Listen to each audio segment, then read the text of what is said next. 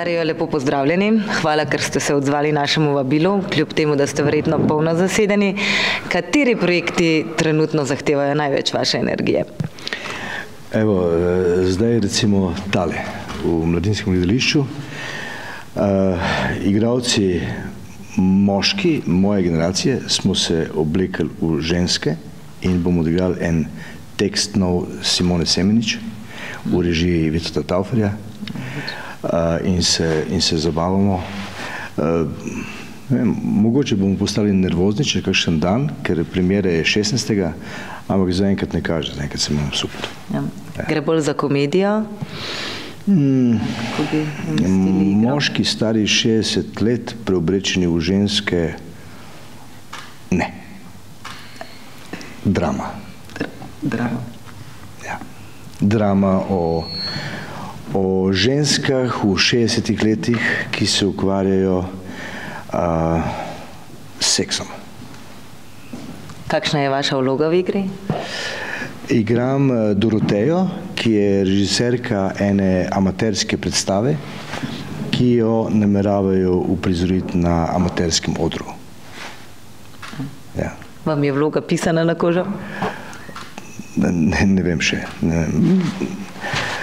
Ne vem, zanimivo se mi zdi zdaj se s tem ukvarjati. Po teh snemanjih mi je res v veselje spet stopiti na oder. Nekako, tole je vseeno moja prva ljubezen. Potem je šele film. Potem je šele televizija. Ja, televizija. Pa ste se že večkrat znašli v vlogi ženske na odru? Ja, mislim, da je to zdaj tretjič ali četrtič. Zanimivo, da zmeri pod režisersko taktirko Vita Tauferja. Ne vem zakaj, ampak res je tako. Pa navdih za žensko vlogo črpate iz lastnega življenja, iz dam okoli vas, ali morda vas popelje režiser v vlogo? Ne trudimo se zelo igrati ženske. V bistvu se izogibamo te neke feminilnosti, neke recimo temu na prvo žogo, odigrati, uprizarjati žensko, nego iščemo neke take subtilne momente. Res se ukvarjamo s tem, kako se ženska v 60 letih bori, da ostane še vedno ženska, da ostane še vedno lepa, da ostane privlačna in da živi eno normalno življenje s svojim možem, ki je recimo tudi star tam nekje 60 let. S tem se ukvarjamo. Čisto drugi problemi in drugo življenje kot pri inšpektorju Vrenku verjetno. Popolnoma. Ampak če vas vseeno povprašam, kdo je inšpektor Vrenk? Kakšne so njegove življenjske izkušnje, kako ga vi doživljate? Vrenko je profesionalec, v bistvu dosti hladen tip, nekako malo pokvarjen zaradi te svoje profesionalnosti. On to svojo profesionalno, ta sistem uporablja tudi v privatnem življenju in ne znajde se najbolj. Mislim, ostaja tako hladen, superioren, mogoče tako, v bistvu skoraj neprivlačen tip. Ampak izjemno luciden, pameten, načitan, pronicljiv, tak čuden tip, tak detektor. Ta človek, ki ne prenese tega, da ga nekdo vpraša, kako si, Martin, če njega res ne zanima. To je najhujš na svetu, je njemu recimo to. Evo, zdaj ne vem, če sem ga upam, da sem ga vsaj malo pisal. Pa bi lahko našli kakšno vzporednico vašega življenja in življenja inšpektorja? Mogoče ja, jaz ne smim se več slabim vicom. Zanima me, če me kdo vpraša, kako sem, če ga res zanima. Ja. Je to tisto, kar ste se naučili iz te vloge? Mislim, da je to povezano z življenjem. To sem se naučil,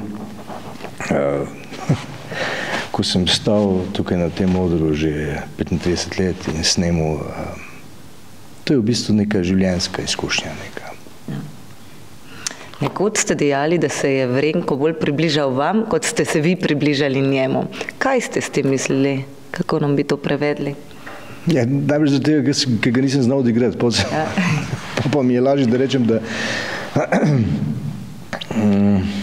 Ne vem, zmeni znova, sej lik odkrivaš skozi tisto, kar govori, skozi tisto, kako se obnaša, kar počne, kar govori in tako. In tukaj nekje sem jaz začutil pri nekih zadevah, aha, tu sva na ti, to je okej, tu glih nisva, kaj je hotel s tem, pa sem te zadeve malo raziskoval, recimo on posluša jazz, meni je to brez veze, take stvari, recimo on bere neke romane, recimo, meni so mim. Ampak nima veze, skozi to, kar on posluša, kar on bere, kar je njemu zanimivo, sem jaz počasi njega spoznaval in v bistvu raj rečem o tem, da je obratno, no? Da on spremlja mene bolj, kot jaz spremljam njega. Mislim, ampak gre za eno tako čudno zadevo. Medtem sem zelo veliko se pogovarjal z Demšarjem, z avtorjem teh romanov in on zdaj to seveda piše, on je bolj produktiven od mene, jaz sem zmeri za njim. Tako da zdaj, ko se druživa in pogovarjava, zadnjič sva se malo zapletla v en razgovor in rekel, ja, ene zadeve, veš, da ene zadeve, pa zdaj, ko te gledam, se mi pa zdijo, ja, da bi Vrenko pa drugače odreagiral. Se pravi, ampak to je tako, ne, to je super, meni se to zdi to fino. Recimo, v gledališču smo delali velikrat predstavo, tudi zdaj delamo, recimo Simona Semenič je tukaj na vajah. In mi igramo in ko vidi, da nekaj ne štima, ona napiše drugače, mislim, popravi repliko, popravi sceno. Mislim, da je to super, mi se ukvarjamo v bistvu z napakami, mi delamo tu napake, da bi odkrili približek tistega, kar mislimo, da bi bilo najmanj napačno in pol je to premiera. V filmu, v tej industriji drugi, se pa jaz trudim, da bi bilo podobno, da bi sodeloval z avtorjem, seveda z režiserjem, absolutno, s celotno ekipo, da se ta energija, da se pretaka, da se razumemo, da se štekamo, da smo lucidni, da vemo, kaj je preveč, kaj ni, kaj je smešno, kaj ni, tako. So pa verjetno liki, ki so vam bolj pisani na kožo, ki jih lažje sprejmete. Bi morda tako širše pogledano lahko izpostavili lik, ki vas najbolj pooseblja v vaši karieri? Ma ne vem, jaz mislim, da delal sem z Nabršnikom, Petelini zajtrk, in tam sem odigral eno vlogo, Lepec se imenuje ta vloga, in ne vem, jaz vem, zakaj mi je ostalo spominu, zaradi tega, ker je to prva moja vloga, ki sem jo odigral v prekmurskem jeziku. Jaz sem iz Murske Sobote in se mi zdi, da mi nekako možgani še najbolj delajo v tem narečju, v prekmurščini. In takrat sva z Ladotom Novakom, ki je tudi igral ampak on v štajerščini, to vlogo, nekako sva se tudi o tem pogovarjala, sva prišla nekako na tisto, kar bi v bistvu moral delati, in to, da bi govoril v svojem jeziku. Veste, to, kar se mi zdaj pogovarjala, to ni moj jezik, to je nekaj, kar sem se priučil. Ja, in ta moč izražanja, največkrat se to vidi pri kakšni improvizaciji, ko nekaj hočeš skrirati na brzino nekaj. Kot da bi govoril, še zdaj se mi zdi, kot da bi govoril v prekmurščini, bi si prevajal v slovenski pogovorni jezik. Tako čudno, ampak no, odgovor na vaše vprašanje, Lepec v Petelinem zajtrku. Mislim, da bi na ta način tako v dialektu lahko skriral še kakšno vlogo. Zelo rad bi to doživel, če bo še čas. Odlično.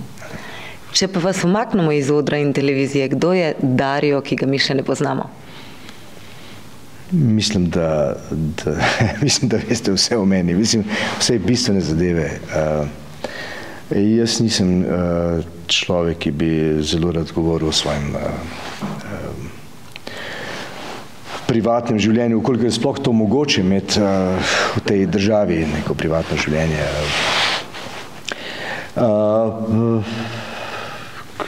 Ne vem, kaj vam najpogosteje recimo nariše nasmeh na obraz? Kaj vas je tisto, ki vas najbolj osreči?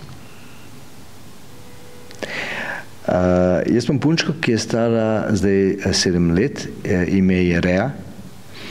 In če poznate zgodbe, očetje in hčerke, tukaj sem slab. To obrača me kukla. Mislim, to je tako. Jaz sem mislil, da to ni res, da je to neka fraza, da so to ljudje izmislili, ampak res to, enostavno ne moreš reči ne. Ja. Je to tudi tisto, kar vas ohranja mladostnega, vitalnega? To pa ne verjamem. To si mi govorili, da je to res ne. Mislim, ne čutim, ne vem kje. Ne. Ampak je pa res nekaj drugega, da zdaj moram iti, da se mora učiti kolo voziti, mora iti na smučanje, mora se naučiti tavkati, mora se naučiti, kako se gre z barkem, te zadeve in oče zato, da to nauči in če je to pol ja, drugače sem zmatran. Dario, za konec vam zgolj še zaupate, kakšni so vaši načrti za prihodnost, kje vas bomo spremljali? Nimam nobenih načrtov, pa veste, mislim, da igralci v Sloveniji nasploh nimajo kakšnih posebnih načrtov. Naše okolje ni tako, da bi se dogovarjali za vloge, ki bodo se zgodile čez 2, 3, 5 let. Vse se več manj dogaja z danes na jutri in mislim, da je tudi prav. Zakaj bi se zdaj pripravljal za nekaj, česar ne bo? Zakaj bi trošil čas in energijo na to? Pokličejo in rečejo in jaz primem na pogovor. Mi se veselimo premiere, ki vas čaka v gledališču, prav tako vaše serije, kjer se boste predstavili kot inšpektor, tako da vam želimo srečno na tej poti, pa da vas čim prej vidimo na odrih. Ja, hvala. Kar se tiče Vrenka, včeraj sem bil na predpremieri v Mariboru, bila je polna dvorana in ljudje so, lahko rečem, navdušeni, bil je en dolg aplavz in če je to res in če je bila ekipa tam iskrena, upam, da ja, ni razloga, da ne bi bila, mislim, da ima Vrenko eno tako svetlo prihodnost.